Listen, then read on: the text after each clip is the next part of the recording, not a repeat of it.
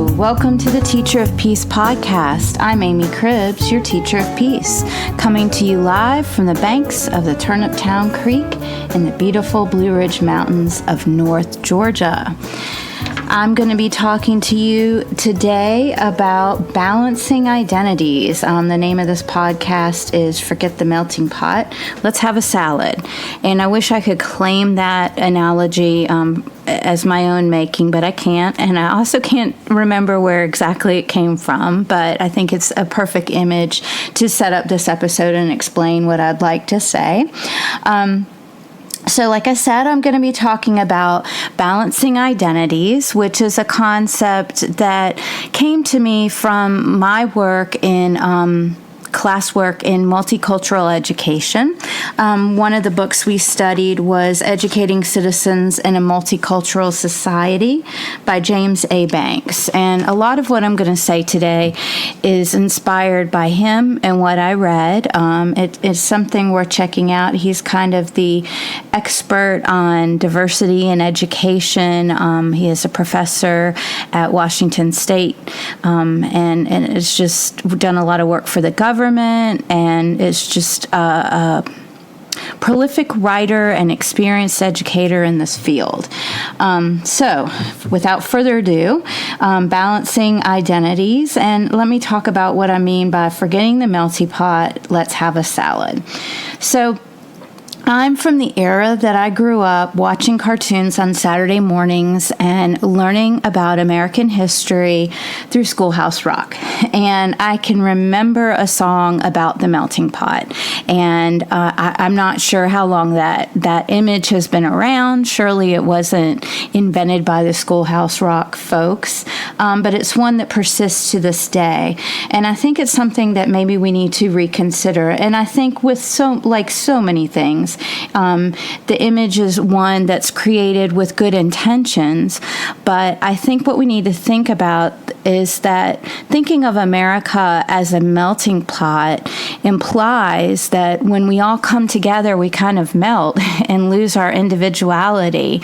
And I don't think that's how it was intended. I think the idea was that we come together to make something even more magnificent and wonderful than we are on our own. But I'd like you to kind of start thinking about a salad instead.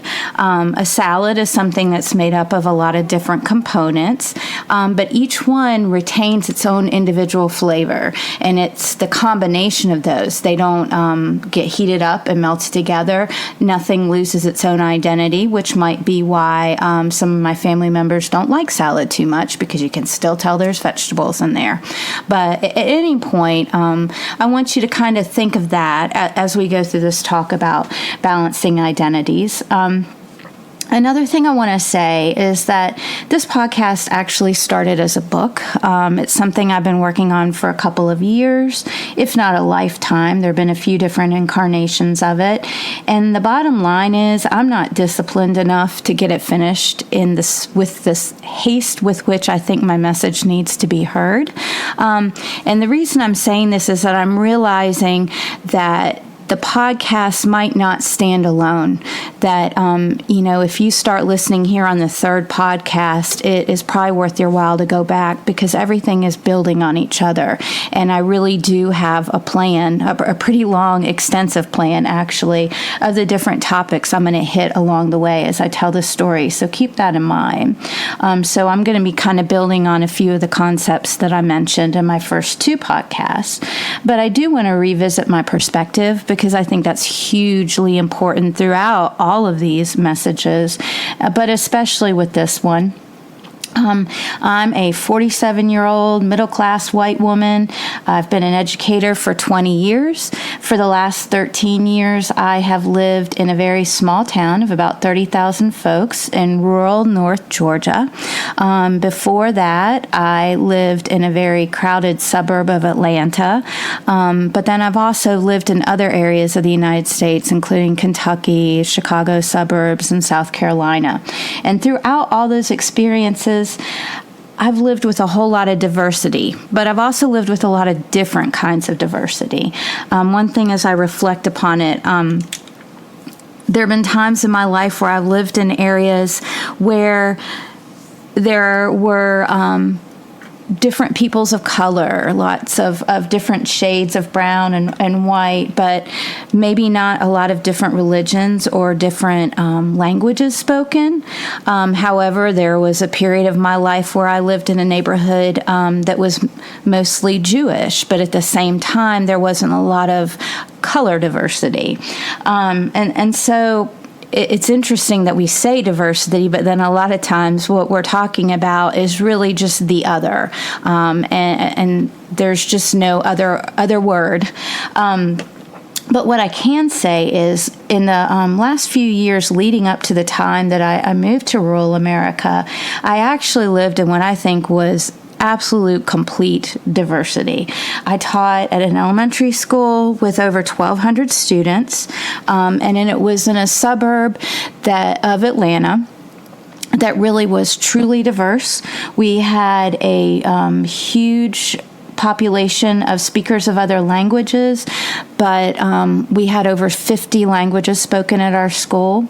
I lived in the neighborhood where I taught. And it's interesting to point out that on my drive to school, which was only like 2 miles, I passed 2 mosques, a Hindu mandir, a Bosnian Orthodox church, and then our school was also across from the largest Christian private school in the Atlanta area.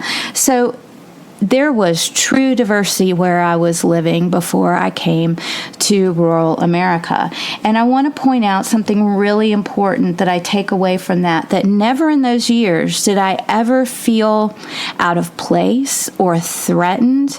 I really felt nothing but a common bond between us. It was never, you're from a different culture than I am and you need to take my views. No, I mean, we were all working together, and that's important. I think that's a piece I really want everyone to take away from this, is that with multiple identities and multiple cultures, there's a level of threat, and we need to stop buying into the notion that other cultures are threatening. And I'm going to talk a little bit more about that.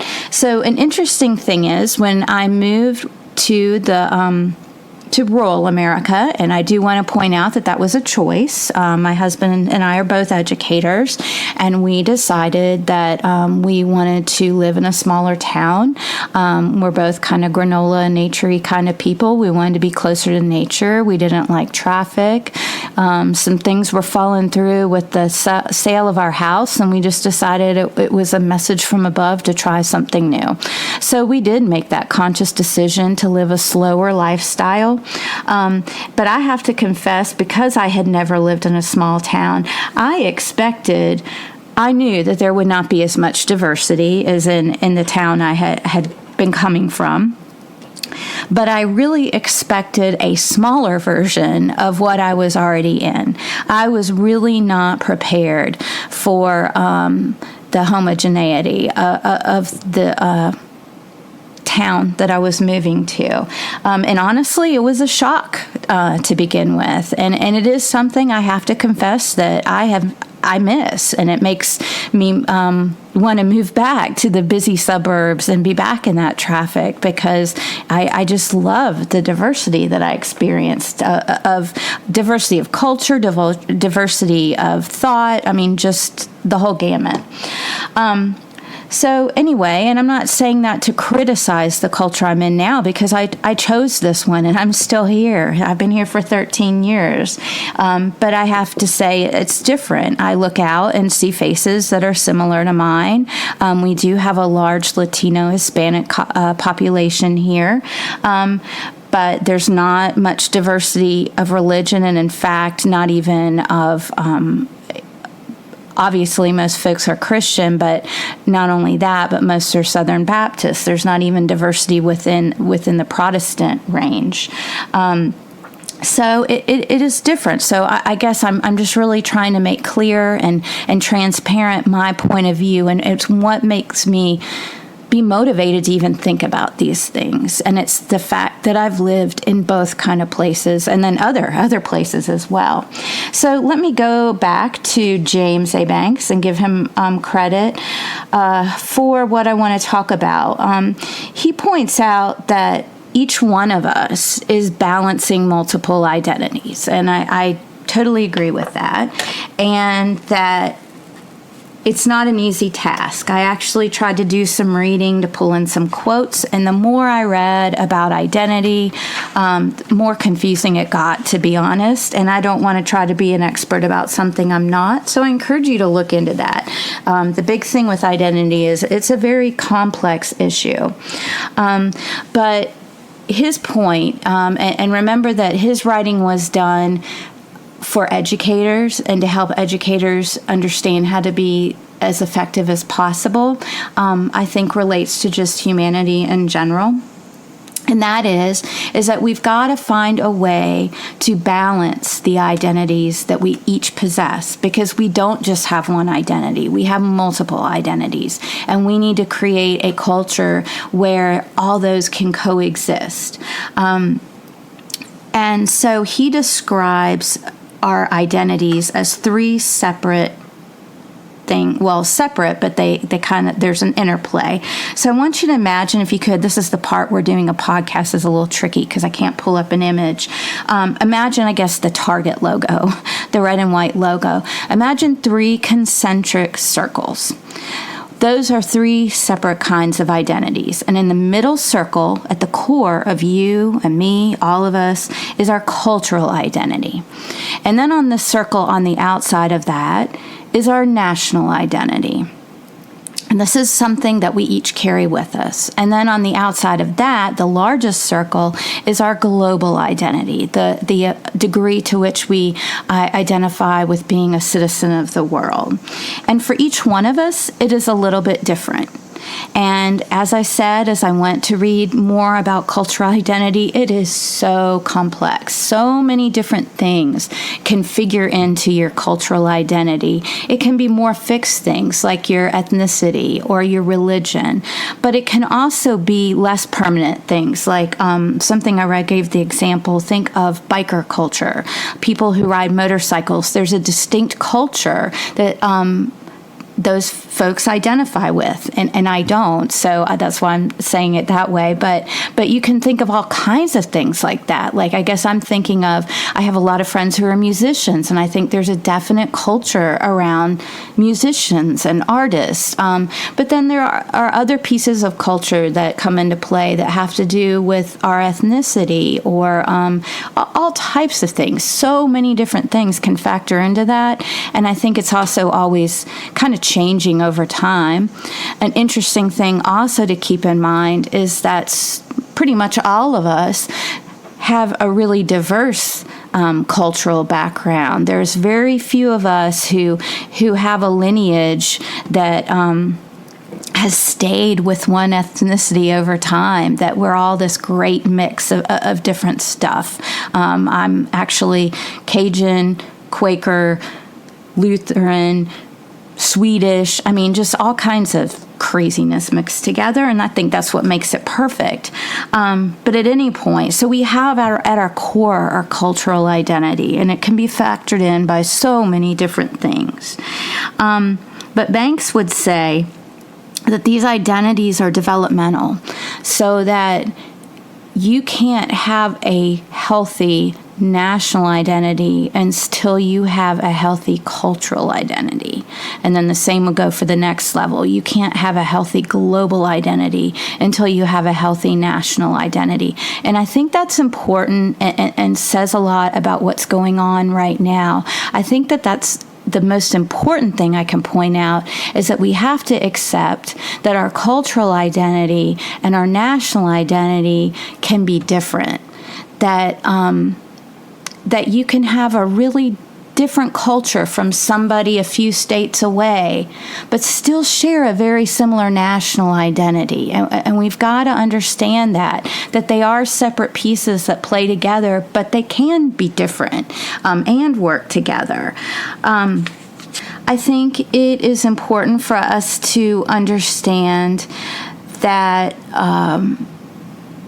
our national identity might be something that is not as specific as some of us want it to be. For example, I would say our nation is defined by a very fierce sense of individualism and personal freedom, and so would my dog Jack. That's what he's sharing right now. So for authenticity, I am not only on the banks of a creek, but I am recording in a little cabin that is wide open. So I'm in a loft right now. So if my dog decides to bark or my husband slams the door and comes home, I can't stop this. So anyway, no fancy studios for me. So that was just Jack piping in here. But that we have this like limited understanding of other nations. Like what came to mind, I'm not really sure why, was thinking of Italian culture. If I say, think of Italy, think of Italian people, you probably have these images, and a lot of them are related to food. You might think that everybody in Italy is Catholic. We have this idea that Italian culture is one way. And I think, first of all, we need to realize that if you went to Italy, if you spoke to somebody who's Italian, they would completely disagree with you. That it's real easy when you're an outsider looking in to say everybody from that nation has this really strong, cohesive identity. They're all alike. And that's the problem with America, that we're all so different. How can we make this work?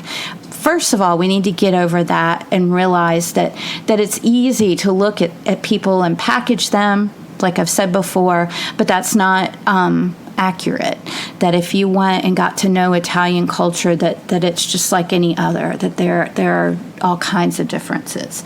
And there's absolutely no reason I picked Italian, so I'm not sure why that popped into mind. The other thing is, I want to point out that we just thrive on this mythology of mutual exclusivity, that we have this idea with so many different things that two things can't exist at the same time. It's either this or that. And, we feel it with all different kind of things. And that's really limiting us. And we need to realize that you can have a really strong cultural identity and identify maybe with your place of origin, that I do really identify with the Cajun culture because it's just so darn fun and crazy. But I'm sure that there are some things about it that I would not like. But any point that you can have this very strong cultural identity, but at the same time be 100% American and have a strong national identity as well. We need to know that two things can happen at once. The moment you say Black Lives Matter, you're not saying that police lives don't.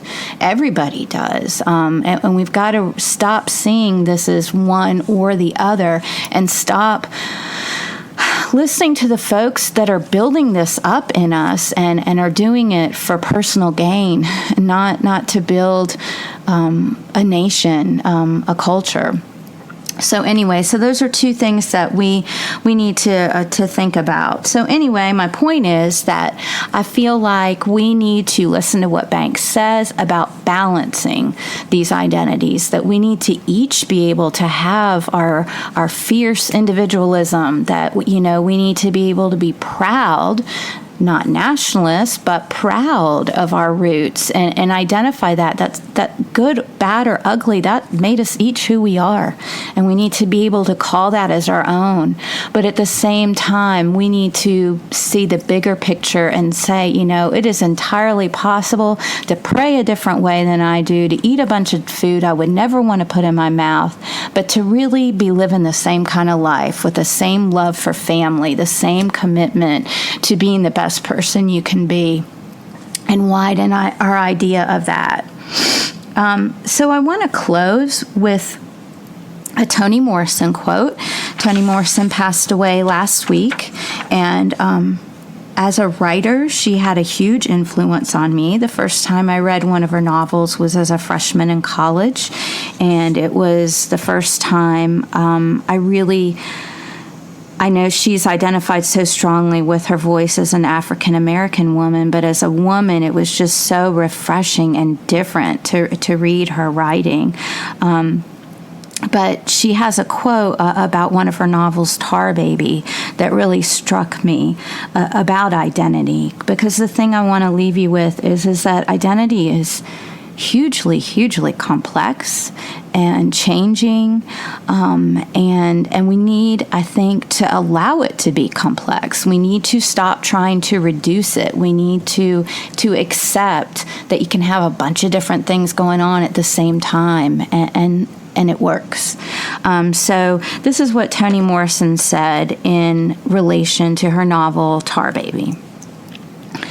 In Tar Baby, the classic concept of the individual with a solid, coherent identity is eschewed for a model of identity which sees the individual as a kaleidoscope of heterogeneous impulses and desires, constructed from multiple forms of interaction with the world, as a play of difference that cannot be completely comprehended. And I want to leave you with that thought that none of us can be completely comprehended, and I think that that's okay, and we need to make that okay. We need to end the mythology of mutual exclusivity, if I can even say that, and allow ourselves to be the complex individuals we are, but with that shared love for personal freedom and making this country the land of promise that has always been. I hope you have a good week. I will look forward to speaking with you next week. And Jack's still here, my dog, and I'm sure he'll be here next week too. And again, please, if you find any truth to what I'm saying, please help me share. This is not a business. I am not going to bring on advertisers. I'm committed to a year of this, and I'm going to keep trying, even if only 5 people are listening to the podcast, because I believe this message is that important. If you could subscribe to my YouTube channel, things like that, to help get the word out, that would be fantastic. I am also continuing to fold my origami cranes for peace. I have reached 190, and most of those are out in the world, but I'm going to start sending some more out this week. So please, that's another little fun thing you can do to help get the message out there. Have a great week. And have a great time being your complex self.